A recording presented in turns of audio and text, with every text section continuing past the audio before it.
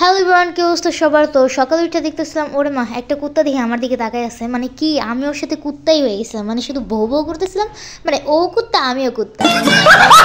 তো আজকে আমি একটা আনবক্সিং এর ভিডিও দেখাবো। আর ফার্স্টে হচ্ছে আমি ঝাড়বাতিটা নিছি, লাইট না নিয়ে আমি ঝাড়বাতি নিছি। আচ্ছা থাক, সমস্যা নেই, যখন ডেস্ক হবে তখন এটা লাগাবো।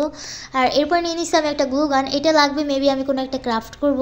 আর এর সাথে হচ্ছে আমি একটা স্টিকও নিয়ে নিছিলাম। এরপর নিয়ে নিছিলাম একটা জেসো। ভাই জেসোটা আমার জানি একটু বেশি ভালো লাগে।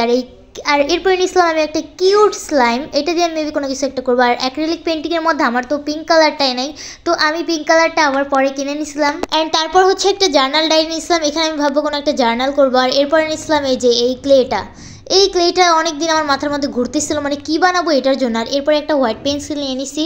আর এরপরে দেখো ভাই, সবচেয়ে ফেভারিট যেটা আমার অনেক বেশি ফেভারিট, ওটা হচ্ছে ভার্নিশ। আর এখানে আমি একটা পপ আউট করে ফেলছি। আমি মানে প্রথমে হ্যান্ডমেড ভার্নিশ বানাতে যাই একটু আকাম করে ফেলছিলাম, যা তোমরা মেবি আমার এই পেন্টিংটা দেখে বুঝতে পারতেছো।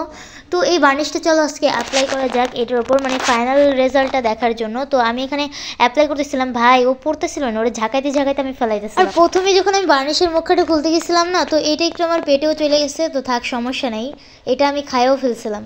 মানে কেমন জানি একটু লাগে, মানে একটু আঠা একটু বেশি আছে মনে হয়। আর এটা ফাইনাল রেজাল্ট দেখো অনেক বেশি সুন্দর। আর আমি আজকে ক্যামেরার সামনে একদমই আসতেছে না, কারণ আমার চেহারা আজকে 12টা বেজে গেছে, মানে আজকে একটু ঘুম থেকে উঠতে দেরি হয়ে গেছে। আর এই অ্যাক্রিলিক মিডিয়াম ভার্নিশটা অনেক বেশি জোস। তো আজকের মতো ভিডিওটা এই পর্যন্তই। তো আল্লাহ হাফেজ।